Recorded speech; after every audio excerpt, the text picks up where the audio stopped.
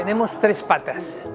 Un tema es la universidad, otro punto es el centro de investigación de CEMEX en Suiza y otro es el despacho profesional.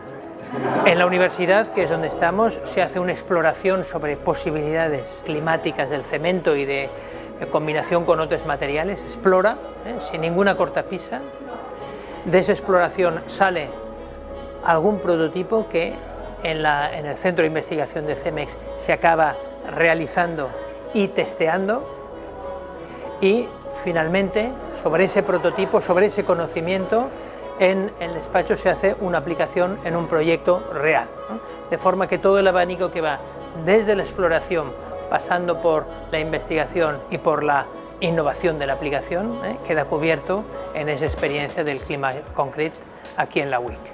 Nosotros estamos obviamente desarrollando nuevos materiales, pero siempre estamos buscando formas alternativas del uso de esos materiales, ¿no? O formas creativas. Entonces yo creo que en la universidad, dado el ambiente, dado digamos las ideas nuevas que están saliendo, las tendencias que hay, en una situación donde podemos aprender y podemos ver, o sea, cuáles nuevos usos podemos obtener de nuestros materiales, ¿no? Entonces la colaboración es muy esencial desde el punto de vista.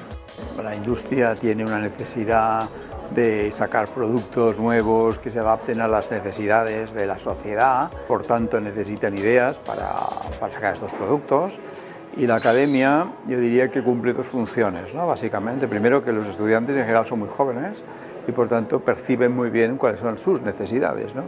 Y por otra parte, el estudiante tiene una capacidad, ¿no?, de trabajo, de pasión, ¿no?, de emoción, de aislarse de los problemas de cada día, que esto permite pues lanzar muchas ideas, ¿no?